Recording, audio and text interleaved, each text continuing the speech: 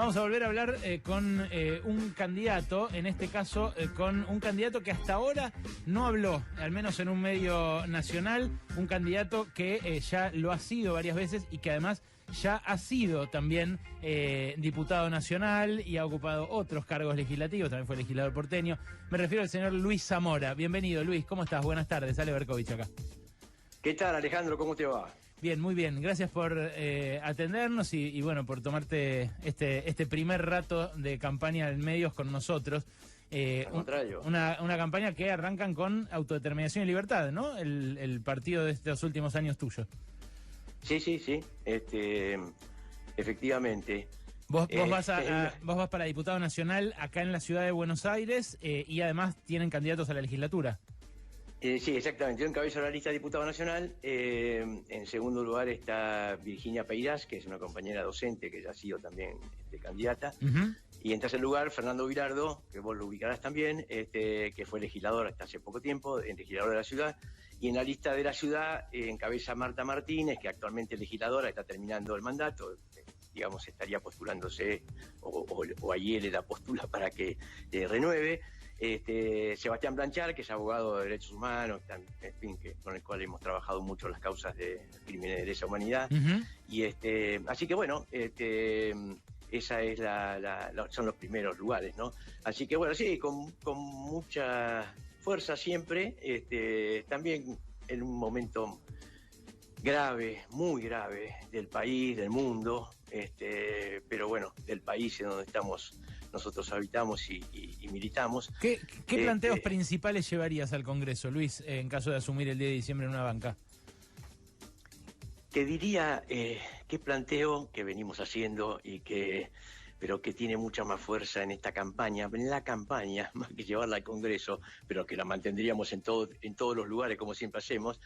Saquemos a la dirigencia política, saquémonos de encima a la dirigencia, a la casta política, a la dirigencia política, a la empresarial, a la judicial, a la burocracia sindical. Lo que diría Germani a los que mandan, el pueblo argentino, por decir, porque es un fenómeno mundial, pero tenemos un desafío histórico. Mira, lo repetimos y lo repetimos, pero con mucha más fuerza ante la grave situación que atravesamos. El país está yendo a un abismo. Es decir, abismo en términos de pobreza, en términos de salario, en términos sanitarios, en términos de corrupción, en términos de endeudamiento. Bueno, vamos a ser sujetos como pueblo. Nos paramos y decimos basta, decimos basta con ustedes, basta de chantas, basta de mentirosos, basta de engrupirnos en las campañas, basta, no les creemos nada, que es lo que está pasando, no les creemos, pero todavía no hay un basta. ¿El pueblo es sujeto o somos un objeto al cual recurren en las elecciones? Che, voten no a mí, miren que el otro es peor que yo, y vamos cambiando y nos mienten, y discursos. El otro día veía los intereses que pagan del ELIC, 700.000 millones de pesos en lo que va del año, 100.000 millones de pesos del ELIC a los bancos, fundamentalmente, de intereses, y recordaba la frase de Alberto Fernández en campaña a Roberto Navarro, el periodista del Destape, cuando le dijo: yo ni bien asuma, al día siguiente aumento un 20% los salarios y las jubilaciones, que él le robó Macri al salario y a las jubilaciones en los 4 años de gobierno. Epa, le dijo Navarro, audaz lo que estás diciendo, no me acuerdo si lo tuteaba. Sí, pero yo lo voy a cumplir. ¿Y de dónde vas a sacar la plata? Porque eso te lo van a preguntar todo enseguida.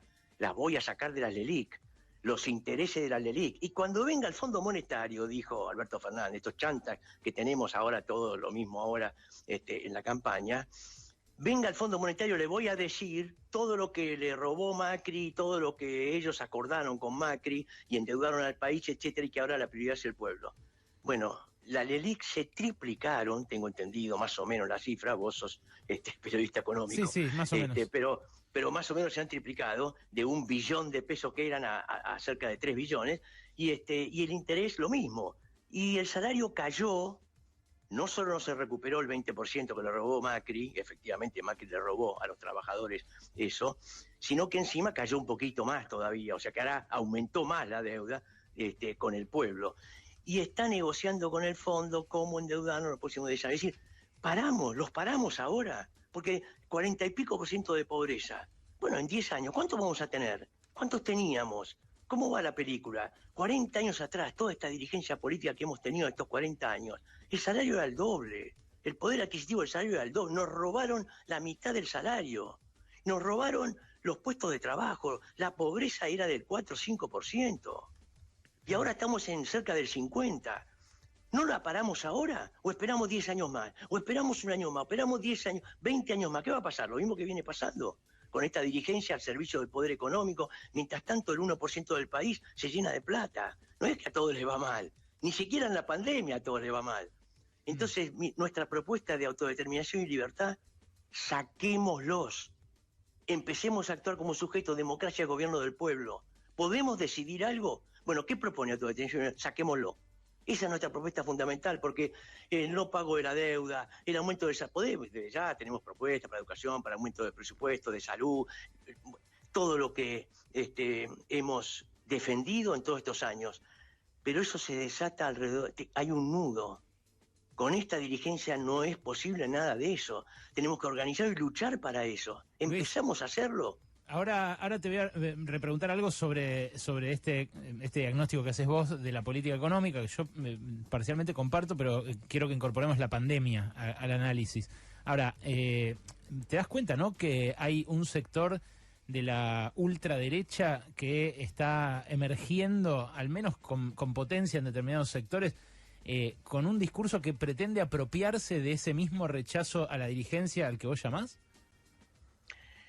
Hay un fenómeno mundial, justamente de desprestigio de todos esta dirigencia que tradicionalmente recoge las expectativas populares, llamémoslo lo que vendría a ser el justicialismo hoy frente de todos, o lo que está enfrente, que bueno, ha cambiado mucho de nombre y de composición, pero que bueno, es Juntos por el Cambio, no sé cómo se llaman ahora. Bueno, eso está teniendo desprendimiento, el desprestigio no es gratuito, van perdiendo, y la gente empiezan a buscar, inclusive gente joven, empieza a buscar por un lado y empieza a buscar por el otro. Y bueno, eso dio un Trump, dio un Bolsonaro, está dando acá también sectores reaccionarios que empiezan a tratar de... Reaccionarios porque intentan ganar eso para tratar de profundizar las propuestas que los otros no pueden llevar adelante. Entonces, lo que ya hemos visto tantas veces, el otro día lo escuchaba a Cavallo elogiar a Milei, que es el mismo discurso de él, dijo Cavallo, bueno, en fin, o vos lo conocerás, te acordás, Roque Fernández, lo mismo,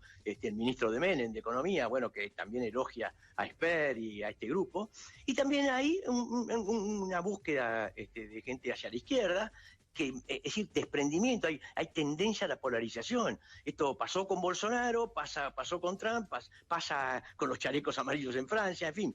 Y simultáneamente hay procesos de autoconvocatoria para luchar desde abajo, lo de Chile, lo de Colombia, lo del movimiento gigantesco afro, producido a raíz del asesinato de Floyd en manos de la policía norteamericana, es decir, que surge desde abajo el movimiento global feminista, la rebelión mundial de las mujeres, que acá ha tenido picos muy altos con el Ni Una Menos, son movimientos desde abajo autoconvocados que justamente ya no miran dirigentes para seguir o partidos, sino que empiezan a organizarse desde abajo. Son búsquedas muy embrionarias, pero que van en la misma dirección, y que justamente a partir del descreimiento en la dirigencia, o sea que son fenómenos que también se expresan electoralmente, y eso está vinculado a tu pregunta. ¿Crees que acá en estas elecciones puede haber un boom de votos a las distintas expresiones de la izquierda por este fenómeno?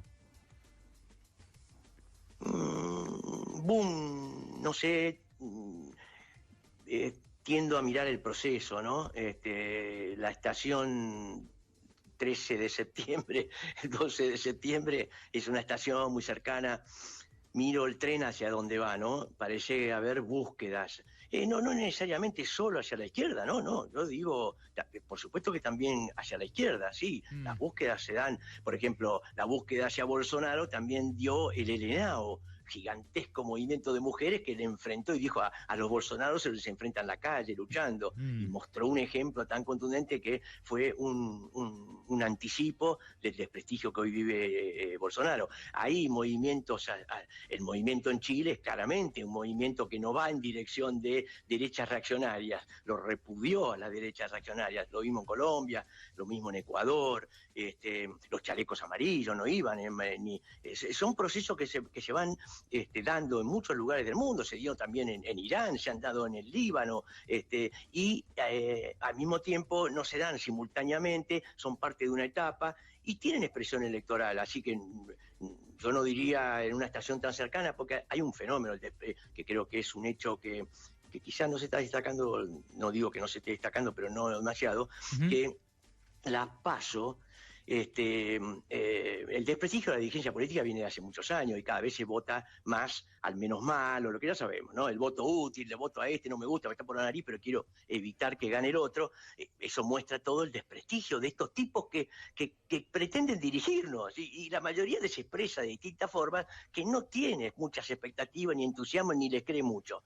Con respecto a las PASO, se está dando un elemento que hay un sector de la población importante, que es difícil saber cuánto, que ni sabe que hay elecciones, sí, no claro. sabe que hay paso. Sí, eso es así, eso lo cuentan los encuestadores, pero también lo cuentan muchos dirigentes políticos. A mí me lo contaron incluso popes del Frente de Todos, que dicen que hay lugares a los que llegan, preguntan y eso, ni siquiera hay conciencia de que va a haber que votar y tampoco ganas de ir a votar, obviamente. Claro, entonces, bueno, esto, digo, ¿por qué no se pone en un lugar relevante ese hecho? Porque lo quieren más bien tapar, no lo quieren reconocer públicamente, porque ahora ya hay un sector de la población que ni siquiera se entera que hay elecciones, no que no le da importancia, aunque está vinculado a eso.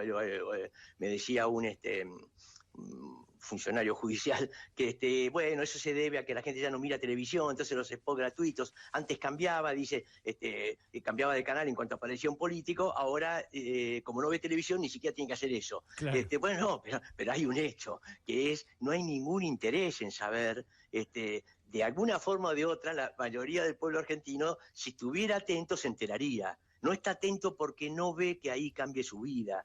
Ahora, estos tipos gobiernan Argentina y la mayoría del pueblo no ve que esta dirigencia pueda cambiar su vida, pero sí deciden sobre nuestra vida.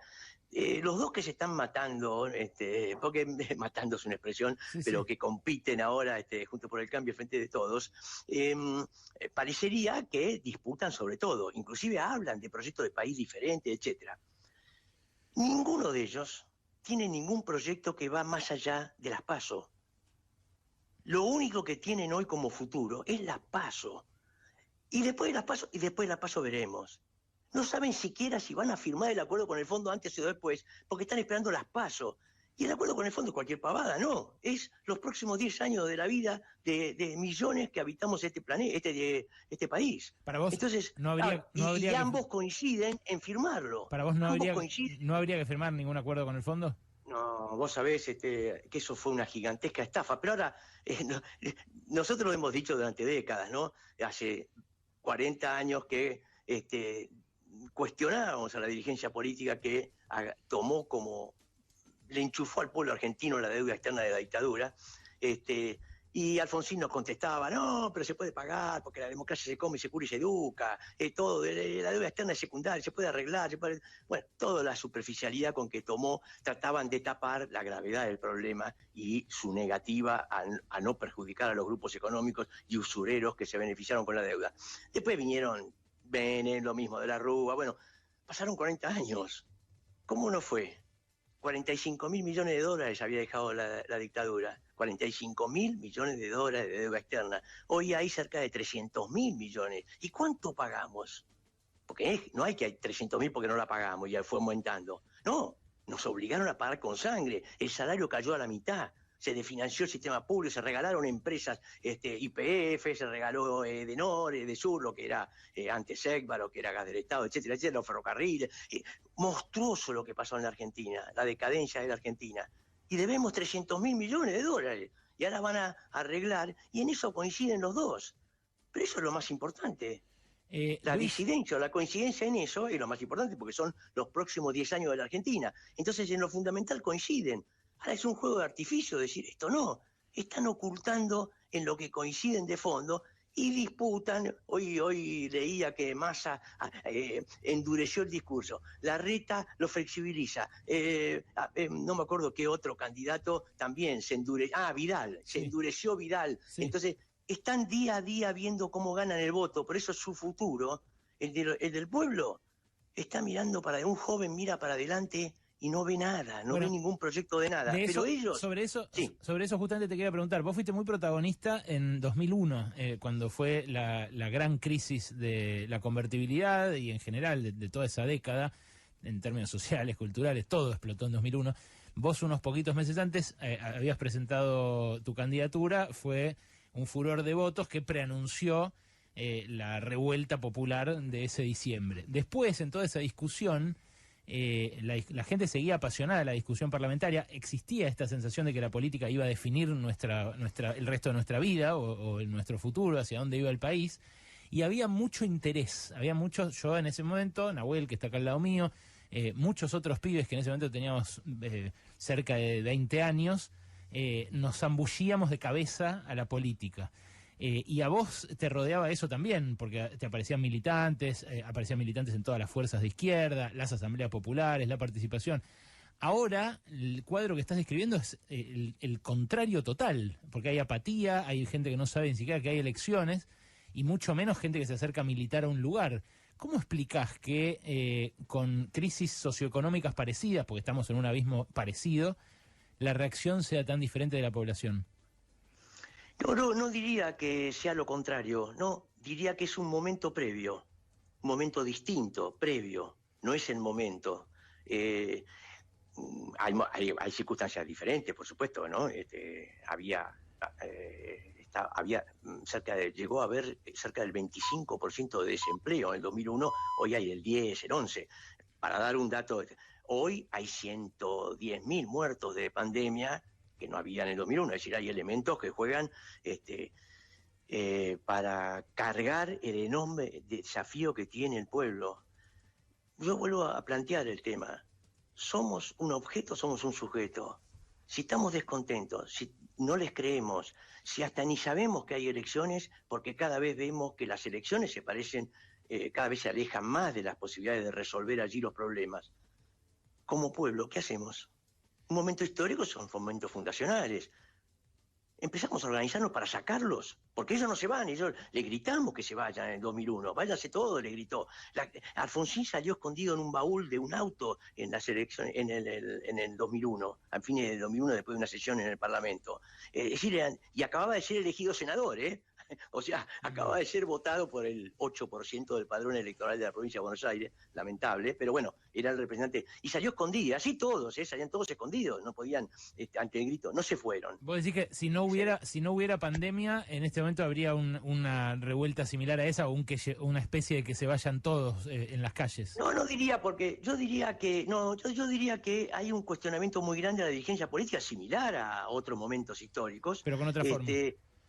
Tiene otras formas. Estamos en un momento previo, sí, la pandemia. Bueno, ¿qué voy a decir de todo lo que nos ha afectado, y de todos los aspectos socioeconómicos, humanos, anímicos, en las relaciones familiares, personales, laborales, todo lo que ha creado, ¿no? Y que tampoco se puede deslindar la responsabilidad de la dirigencia política. Ojo, los dirigentes políticos del mundo, incluyendo los gobernantes argentinos, los Quirós y los González García del mundo, tenían los elementos en la Organización Mundial de la Salud escritos, presentados, documentos científicos, que alertaban un mundo en peligro, se llamaba, el alerta de los científicos ante la Organización Mundial de la Salud, anunciando pandemias como la que vino, ¿no? Con muchos detalles muy parecidos. La Organización Mundial de la Salud es una cueva de los gobiernos del mundo, que justamente son los que provocaron las pandemias y no nos prepararon, y nos dicen que no estaban preparados, pero ahí estaban todos los documentos. Vos y yo seguramente no tuvimos posibilidad de acceder a esos documentos de Naciones Unidas, porque no somos especialistas en salud, pero los González García y los Quirós sí tienen la obligación, si van a dirigir, van a tener en sus manos la salud del mundo. Bueno, la pandemia ha jugado mucho y también es responsabilidad de estos gobernantes, todo, tanto como que no lo previeron, como que desfinanciaron los sistemas de salud pública durante años, como que después no tomaron las medidas adecuadas, pero eso ha influido en que, y como pueblo hoy estamos en un momento distinto, por eso digo previo, porque si uno mira lo que pasa en la región, no hay ninguna razón, ningún elemento distinto de fondo estructural para que movimientos desde abajo, autoconvocados del pueblo, de jóvenes, de mujeres, de trabajadoras y trabajadores, no hagan acá lo que, con las características que tiene cada país, lo que ha venido pasando en la región y va a seguir desarrollándose, porque el 1% de los ricos del mundo tienen la mitad de la riqueza mundial en sus manos, y el 50% más pobre, es decir, estamos hablando de 4.000 millones de habitantes del planeta, tiene Sí, el 1%. sí, claro. Entonces, ¿cómo no va a pasar? ¿Cómo no se le va a creer cada vez menos a la dirigencia? Ahora, lo importante en la campaña no es decir, como dice, yo cuestiono a la izquierda, porque tenemos que ser la tercera fuerza. Se está Bueno, cayendo el país y el mundo, y el objetivo de la campaña de una fuerza de izquierda anticapitalista es: vamos a ser la tercera fuerza. Está bien, que fueron la quinta, ahora son la cuarta, después somos la tercera, porque se va subiendo de escalón. pero Luis, perdón, esa iba a ser mi anteúltima pregunta, te voy a hacer dos finales. Una tiene que ver con Me esto. adelanté entonces. No, una tiene que ver con esto. Hay por lo menos tres expresiones de izquierda acá en la ciudad de Buenos Aires: el FIT, Política Obrera, y el tuyo. Bueno, también está el MAS de Manuela Castañeira. Parece haber en el sector una atomización mayor que en otras ocasiones. Yo no lo comparo con otras tendencias de la política, porque algunos cargan las tintas sobre la izquierda, que va dividida, también va dividida la derecha, digamos, no tiene por qué unificarse. Pero ¿no crees que habría tenido más potencia este discurso en caso de juntarse? ¿Esto es lo que lo hace insalvable, que ellos son demasiado electoralistas para vos?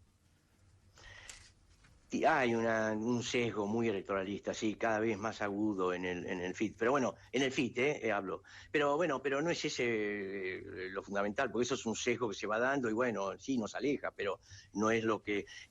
lo que acabas de escuchar, Alejandro, que decimos las integrantes y los integrantes de Autodeterminación y Libertad, y mucho más en una campaña electoral, es algo opuesto. No lo vas a escuchar. El FIT no quiere decir esto, no está de acuerdo, le hemos propuesto, por escrito y todo, y si ustedes coinciden en decir que el pueblo saque de encima toda la dirigencia y se reemplace a esa dirigencia por un pueblo autodirigido, empecemos a pensar en docentes que se organizan y no nombran un nuevo delegado de izquierda en vez del delegado de la burocracia, no. Se mandatan, dirigen, se autodirigen, el delegado deja de ser un dirigente. No, ¿cómo? No, al dirigente traidor hay que reemplazarlo por un dirigente de izquierda, nos dicen. Bueno, o sea que los pueblos van a seguir buscando dirigentes, alimentan la concepción burguesa, empresarial, digamos, de clase, de que los pueblos necesitan dirigentes. La clase obrera se puede dirigir, la clase trabajadora y los pueblos se pueden dirigir a sí mismos, o necesitan de ustedes, no, necesitan de que construyamos una dirigencia de izquierda que los guíe, que los dirijan. Bueno, vamos a decir lo opuesto en la campaña y todos los días. Vamos a una asamblea en un lugar de trabajo, en una línea de chofer de colectivo o de científico de CONICET, etcétera, y decimos esto lo opuesto. No, basta de buscar, no, sí, búsquenme a mí que soy delegado de izquierda. No, basta, mandemos. Pongamos a alguien que le ordenemos y que haga algo, y si no lo hace, lo sacamos y lo ponemos a otro. No que nos guíe, que lo guiemos nosotros, que sea un ejecutor de lo que nosotros decidimos hacer. ¿Y todo esto por qué? Por una cuestión democratista, sí, democrática, porque creemos, pero fundamentalmente porque es ver cómo conseguimos el poder con pueblos que protagonicen y tengan que poner toda la pila y la fuerza que tienen, porque no delegan en ningún dirigente, se sienten obligados a hacerlo para poder enfrentar enemigos tan poderosos. ¿Quién cada vez está más claro después de 150 años de experiencias que tenemos que apostar a algo para poder ganarle al poder económico, financiero, la dirigencia política, las fuerzas de represión, la burocracia sindical, todo ese poder mundial, cultural, comunicacional? Bueno, apostemos a algo que todavía no hemos apostado, hemos confiado en dirigentes, cambiar un dirigente por otro, una organización por otra. Entonces es muy profundo lo que nos diferencia, pero apostamos a que militancia valiosa, como tiene el FIT, en las distintas agrupaciones que lo integran y otras fuerzas que no están en el FIT, bueno, quizá hagan el mismo reexamen que hicimos nosotros, de ver cómo yo me formé en el trotskismo, Trotsky decía eso. La crisis de la humanidad es que tiene dirigentes que nos traicionan, construyamos direcciones que no traicionen. Es el hilo conductor de todo, decía Trotsky. Bueno, no, eso le impide a los pueblos mandarse, ¿no? Entonces, quizá hagan el mismo reexamen crítico, saquemos, que esto es lo que enseñaron los clásicos, tomemos el socialismo como guías para la acción. La lucha contra el capitalismo tiene que estar llena de creatividad, no de repetir cánones, citas de dirigentes que en su momento dijeron algo y está muy bien y ahora nosotros decimos otra cosa. Luis, la última, muy interesante esto que decís, y la verdad que la falta de imaginación política se ve en todo el espectro, no es algo que atañe solamente a la izquierda. Lamentablemente no hay tampoco posibilidad de correr los límites en el sistema tradicional, pero la última tiene que ver con eso. Más allá de que vos vayas a decir estas cosas en el Congreso en caso de que seas electo, más allá de que, evidentemente haces campaña para decir, digamos, para usarlo como tribuna, para agitar, para advertir sobre estas cosas, te pregunto, suponete que el año que viene se votara la segunda edición del impuesto a las grandes fortunas. Algo que el año pasado el gobierno hizo y que es cierto, no es un cambio radical, pero que para mí marcó el único destello de imaginación política y además de señalamiento de hasta qué punto hubo una élite que efectivamente se enriqueció mientras todos nos empobrecíamos en la pandemia. ¿Vos cómo lo votarías? Mirá, bueno, vos me estás diciendo algo, ¿cómo votaría el año que viene? Tendría que ver qué circunstancia se da.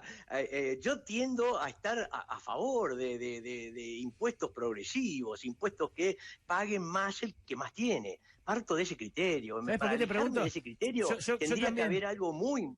Sí, perdón. Te pregunto porque hay veces que la izquierda, y a vos te ha pasado también, considera que es poco y entonces no lo acompaña. Y yo por ahí también desde afuera veo y digo es poco, pero no me gusta cuando veo que gente con la que comparto rumbo no lo acompaña, porque efectivamente son momentos donde la decisión es binaria, ¿no? Es sí o no.